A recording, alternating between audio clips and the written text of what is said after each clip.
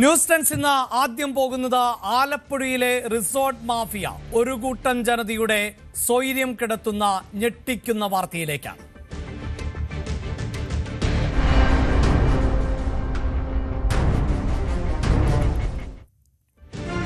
ആലപ്പുഴയിൽ ഒരു സ്വകാര്യ റിസോർട്ടിന്റെ ഭൂമി ഇടപാടുകളുടെ പേരിൽ ദുരിതത്തിൽപ്പെട്ടിരിക്കുന്നത് 52 കുടുംബങ്ങൾ ആണ്. ആ കുടുംബങ്ങളുടെ ദുരവസ്ഥയാണ് ന്യൂസ് 18 പ്രേക്ഷകരിലേക്ക് എത്തിക്കുന്നത്.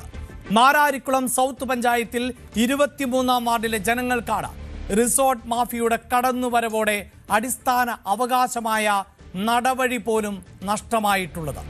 പലയിടങ്ങളിലായി വ്യാപിച്ചു കിടക്കുന്ന കുരുവി ആൻഡ് കുരുവി, മാരാരി ബീച്ച് വില്ല എന്നീ സംയുക്ത സംരംഭങ്ങളുടെ 25 ഏക്കറോളം വരുന്ന ഭൂമിയിൽ റിസോർട്ടിന്റെ ഭീമാകാരൻ കോമ്പൗണ്ട് വാൾ ഉയർന്നതോടെയാണ് ജനങ്ങൾക്ക് ചതി മനസ്സിലായത്.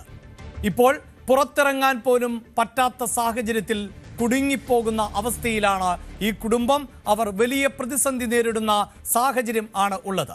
അതായത് റിസോർട്ടിന്റെ മതിൽക്കെട്ടിനുള്ളിൽ അകപ്പെട്ടു പോയിരിക്കുന്നു ഈ വീടുകളും ഒപ്പം അവിടുത്തെ കുടുംബാംഗങ്ങളും. ആദ്യം 7 ഏക്കർ ഭൂമിയാണ് റിസോർട്ട് വാങ്ങിയതെങ്കിൽ വഴികൾ പോലും ഇല്ലാതാക്കി നിർബന്ധിത വിൽപ്പനയ്ക്കായി ആ പ്രദേശത്തെ ജനങ്ങളെ ഇപ്പോൾ സമ്മർദ്ദം ചെലുത്തിക്കൊണ്ടേ ഇരിക്കുകയാണ്. അങ്ങനെ സമ്മർദ്ദം ചെലുത്തിയാണ് 25 ഏക്കറോളം ഭൂമി റിസോർട്ട് ഉടമകൾ സ്വന്തമാക്കിയത്. ജനങ്ങൾ വലിയ പ്രതിഷേധത്തിലാണ്. പ്രദേശവാസികളുടെ പരമ്പരാഗതമായ നടവഴികൾ പോലും ഇപ്പോൾ അടച്ചുപൂട്ടപ്പെട്ട സാഹചര്യത്തിലാണ്. അവർ പ്രതിഷേധവുമായി രംഗത്ത് എത്തിയിരിക്കുന്ന സാഹചര്യം. നാട്ടുകാർ വലിയ പ്രതിഷേധം ഉയർത്തേണ്ട പശ്ചാത്തലം. അധികാരികളുടെ ശ്രദ്ധയിൽപ്പെടേണ്ട ആ വാർത്തയിലേക്ക് ഞങ്ങൾ കടക്കുമ്പോൾ ആ നാട്ടിലെ ജനങ്ങൾക്ക് പറയാൻ ഉള്ളത് തന്നെയാണ് ആദ്യം കേൾക്കേണ്ടത്.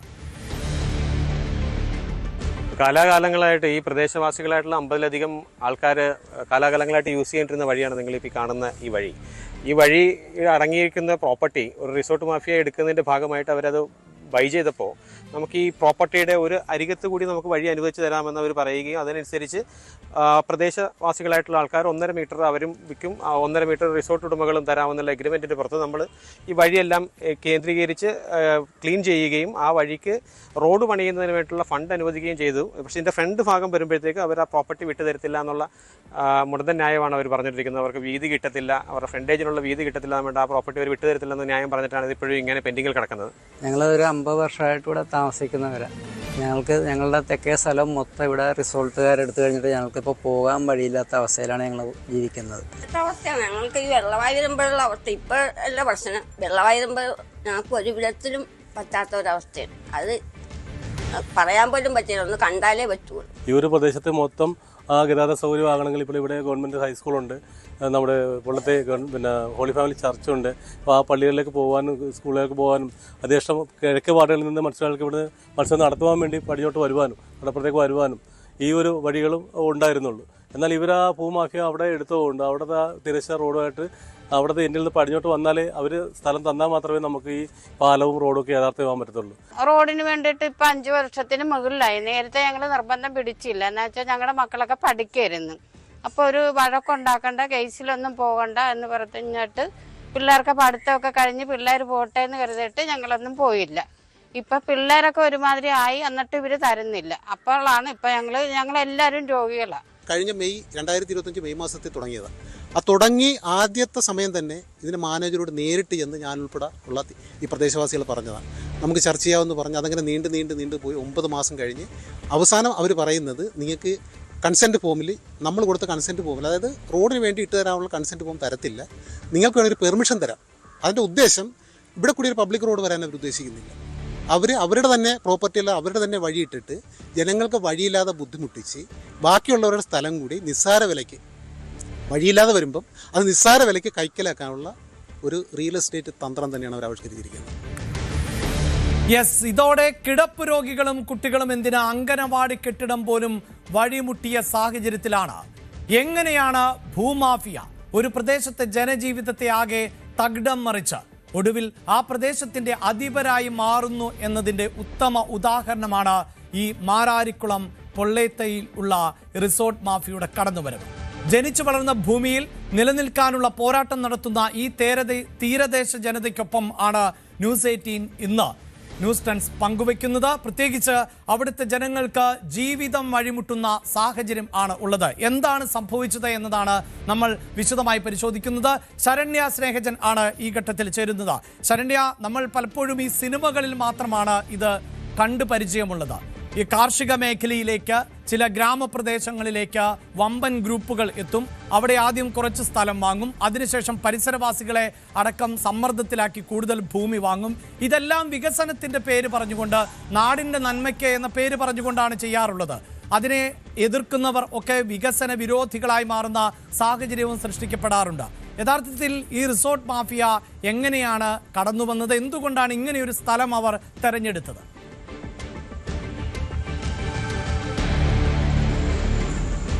അതിലേറ്റവും പ്രധാനപ്പെട്ടത് വളരെ കാൽക്കുലേറ്റഡ് ആയിട്ട് ഏകദേശം 5 വർഷത്തിന് മുകളിലായി ഈ ഒരു സംഭവം അവിടെ നടക്കുന്നുണ്ട് എന്നുള്ളതാണ്. നമ്മൾ കണ്ടത് പൊള്ളേത്തൈ ഭാഗം, അതായത് മാരാരി ബീച്ചിനോട് ഏറ്റവും ചേർന്ന ഭാഗമാണ്. ഇപ്പോൾ ഇനി ആലപ്പുഴയിൽ ഏറ്റവും അധികം ടൂറിസം സാധ്യതകൾ ഉണ്ടാകാൻ പോകുന്ന ഒരു ബീച്ചാണ്. ഏറ്റവും മനോഹരമായ ബീച്ചാണ് മാരാരി. അപ്പോൾ അവിടെ ആ ഭാഗത്തെന്ന് പറഞ്ഞാൽ ഇനി ആലപ്പുഴയെ സംബന്ധിച്ചിടത്തോളം ഏറ്റവും വലിയ സാധ്യത ടൂറിസമാണ്.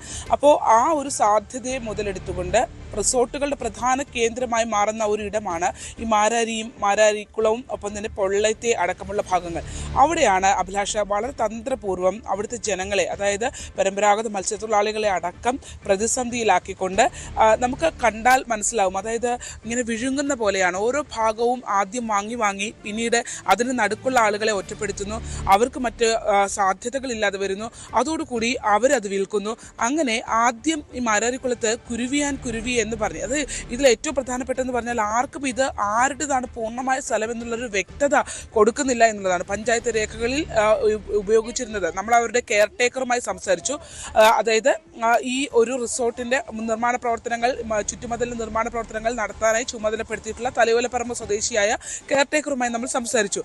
അപ്പോൾ അദ്ദേഹം പറയുന്നത് ആദ്യം ഇത് കുരുവി എന്ന് പറഞ്ഞിട്ട് ഒരു പാല കേന്ദ്രീകരിച്ചിട്ടുള്ള ഒരാളാണ് രജിസ്റ്റർ ചെയ്തിട്ടുള്ളത്.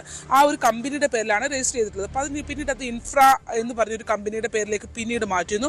ഇപ്പോൾ അതിനകത്ത് മാരാരി ബീച്ച് വില്ലേജ് പ്രോജക്റ്റ് എന്ന് പറഞ്ഞിട്ട് അതൊരു സംയുക്ത സംരംഭമായാണ് പോകുന്നത്. അപ്പോൾ ഈ കുരുവി എന്ന് പറയുന്നത് ആദ്യം അവിടെ സ്ഥലം വാങ്ങുന്നത് 7 ഏക്കർ സ്ഥലമാണ് വാങ്ങുന്നത്. ആ 7 ഏക്കർ സ്ഥലം വാങ്ങുന്ന സമയത്ത് പിന്നീട് ഈ മാരാരി ബീച്ച് വില്ല പ്രൊജക്റ്റ് കൂടി വരുന്നതോടുകൂടി അതിൻ്റെ ആ പ്രദേശത്തേക്കുള്ള ഭൂമിയുടെ ഇടപാടുകൾ വ്യാപിക്കുന്നു. അതായത് 25 ഏക്കറിലേക്ക് അത് വ്യാപിക്കുന്നു. അപ്പോൾ ആ 25 ഏക്കറിനുള്ളിൽ അവിടെ താമസിച്ചിരുന്ന മനുഷ്യരുണ്ടായിരുന്നു. അവിടെ നടവഴിയായി ഉപയോഗിച്ചിരുന്ന, അവർക്ക് പരമ്പരാഗതമായി വർഷങ്ങളായി അവർ ഉപയോഗിച്ചിരുന്ന വഴികളുണ്ടായിരുന്നു. അപ്പോൾ ഈ 25 ഏക്കറിനകത്തുള്ള പല വീടുകളും ഈ റിസോർട്ടിന് വിറ്റ് പോയതോടുകൂടി, അതായത് വിൽപ്പിക്കുകയാണ് എന്നുള്ളതാണ് അതിൻ്റെ ഒരു യാഥാർത്ഥ്യം. കാരണം ചുറ്റും വരഞ്ഞു മുറുക്കി ശ്വാസം മുട്ടിക്കുമ്പോൾ നമ്മൾ വിറ്റ് പോകും. അതാണ് നിവൃത്തി. കാരണം നമ്മൾ ചെന്ന് കണ്ട പല വീടുകളും